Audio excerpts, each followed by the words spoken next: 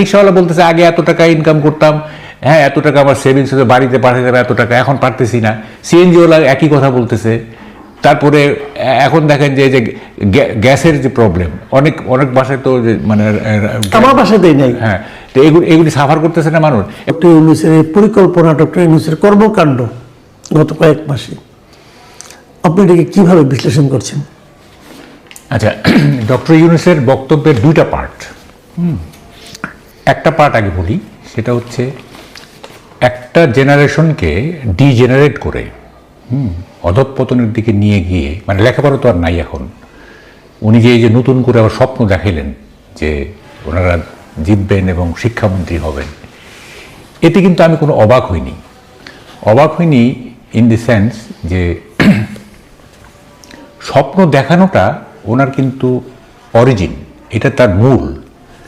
এবং আল কোরআনের একটা কথা আমার খুবই ভালো লাগে যে প্রতিটি বস্তুই তার মূলের দিকে প্রত্যাবৃত হয়, এবং ডক্টর ইউনূস মাঝে মাঝেই তার মূলের দিকে প্রত্যাবর্তন করছেন। সেটা কি? স্বপ্ন দেখানো।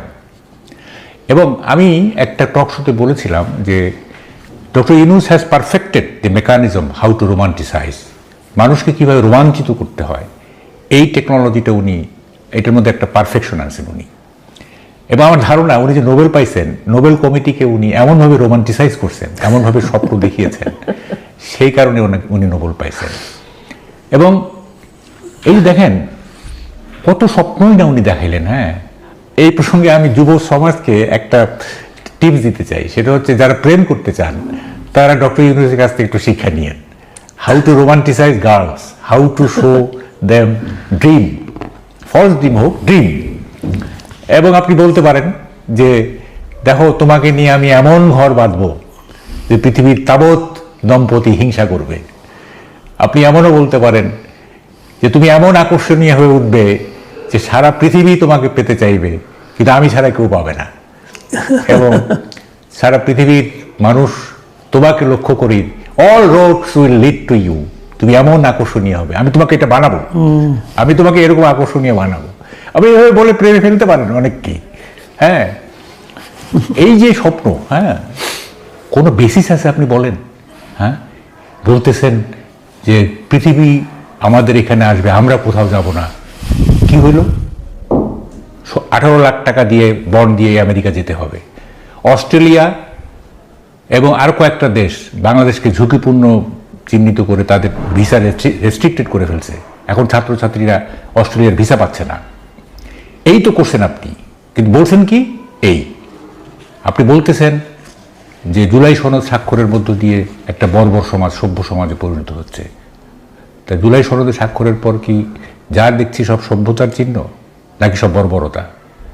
এইসবের মানে কি? আমরা মানে আর ইউ অল স্টুপিডস? হ্যাঁ, all the people are not stupid, some people are stupids. হ্যাঁ, এইগুলি আমাদের সাথে এরকম করতেছেন। যাই হোক, এবার দেখেন আজকে আমি একটা পোস্ট দিছি, গত বছরের এপ্রিলে বলা হয়েছিল যে 1,80,000 রোহিঙ্গাকে ফেরত নেওয়ার প্রক্রিয়া শুরু করছে মায়ানমার। কতদিন হয়েছে? উল্টা কি দেখতেছে? মায়ানমার সীমান্তে নানা রকম ঝামেলা। তো এইসব কথা না বললে কি হয় না? হ্যাঁ, উনি না স্বপ্ন দেখানো ছাড়া ওনার আর কোনো যোগ্যতা নাই, আমি যা দেখতেছি আর তার কোনো যোগ্যতা, কারণ একটা কথার মানে জাদুকর আমি। হ্যাঁ, এবার সেকেন্ড পার্টে আসি। দেখেন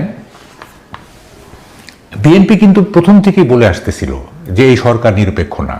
এখন অবশ্য এগুলি কমাই দিছে, আমি জানি এটা হয়তো ওই মনে করে কি, আমি মাঝে মাঝে বলি যে বিএনপি কি মনে করে যদি এই সরকারকে আঘাত করে কথা বলি, তাহলে যদি এই সরকার মন খারাপ করে, এবং মন খারাপ করে যদি বলে না আমি তাহলে নির্বাচন দিব না, এই ভয়ে বিএনপি সবসময় মানে আতঙ্কিত। হ্যাঁ, ওদেরই হলো যে কোন রকমে ডক্টর ইউনূসকে গুড হিউমারে রেখে একটা নির্বাচন হলেই তো ক্ষমতায়। হ্যাঁ, রাইট, এই যে মানে মানসিকতা। এবং আমি বলি এখন যদি বিএনপিকে বলা হয় যে আপনারা 151টা সিট পাবেন, বাকি 149টা জামাত পাবে, রাজি হয়ে যাবে।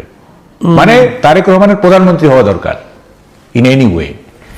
তো যাই হোক, এখন ওনারা প্রথম থেকেই বলতেছিলেন যে এই সরকার নিরপেক্ষ না, এবং মাঝখানে বন্ধ করে। দেখেন এগুলি কিন্তু এখন দেখেন ওই যে বলে না যে ধর্মের ঢোল বাতাসে নড়ে, হ্যাঁ, আপনি Right. তো আপনি আলটিমেটলি কিন্তু আপনি এক্সপোজ হবেন। আপনি প্রিটেনশন বেশি দিন রাখা যায় না, আপনি মানে ভান করে বেশি দিন আপনি থাকতে পারবেন, আপনাকে অরিজিনে যেতেই হবে।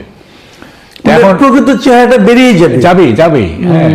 তো এখন হচ্ছে যে এখন ইট ইজ ক্লিয়ার যে, এবং দেখেন উনি কতগুলি জিনিস করছেন না, এগুলি উনি নিউ ইয়র্কে গিয়ে প্রথমে ওই মাহফুজ আলমকে পরিচয় করে দিলেন মাস্টার মাইন্ড হিসাবে।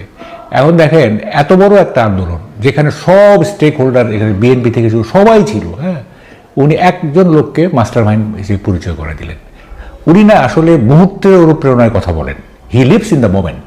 ওই মুহূর্তে তার কাছে মনে হয়েছে এটা একটা ক্যাচি কথা, এটা একটা বললে একটা স্টান্ট হবে, বাস বলে দিলেন। এটার কনসিকুয়েন্স যে কী হবে, এটার ফল যে কী হবে, উনি কখনো কনসিকুয়েন্স ভাবেন না, হ্যাঁ, উনি একটা বলে দিলেন আর কি, এটা যেটা মানুষ মানে চটকদার একটা কথা বলে দেন আর কি, হ্যাঁ। আপনার কাছে কি মনে হয় সব মিলিয়ে এই সরকারকে আপনি মানে সাধারণ মানুষ কিভাবে দেখছে? তারা কি এই সরকারকে সফল মনে করে নাকি ব্যর্থ মনে করে? শুনেন, এই সার্টিফিকেট দেওয়ার আমি কেউ না, আপনি নিজেকে আমি বলছি শুনেন, আমি সার্টিফিকেট দেওয়ার এই না, আমি একটা এইভাবে বলি আমি একটা শিক্ষিত ক্রিমিনাল, ঠিক আছে? আমি কিছু লেখাপড়া করছি, কিছু জিনিস বুঝি, এবং ওই লেখাপড়াটাকে আমার কাজে ব্যবহার করি। আমি ক্রিমিনাল। একটা রিক্সাওয়ালার কাছে যান, একটা খেটে খাওয়া মানুষের কাছে যান, তারা কি বলতেছে দেখেন, তাদের জীবন কিভাবে চলতেছে, হ্যাঁ, তারা কিভাবে জীবন পার করে, তাদের কাছে যান, দেখেন তারা কি বলে। আমার মন্তব্য দিয়ে আপনি কি করবেন? হ্যাঁ, না, তাদের সঙ্গে তো আপনার যোগাযোগ আছে, আপনি তো তাদের সঙ্গে যান, আপনি তো রিক্সায় উঠে রিক্সার সঙ্গে কথা বলেন। কথা বলি, কেউই সন্তুষ্ট না, এক রিক্সাওয়ালা বলতেছে আগে এত টাকা ইনকাম করতাম, হ্যাঁ, এত টাকা আমার সেভিংস হতে বাড়িতে পাঠিয়ে দেবে, এত টাকা এখন পারতেছি না। সিএনজিওয়ালা একই কথা বলতেছে। তারপরে এখন দেখেন যে গ্যাসের যে প্রবলেম, অনেক বাসায় তো মানে আমার বাসাতেই নাই, হ্যাঁ, তো এগুলি সাফার করতেছে না।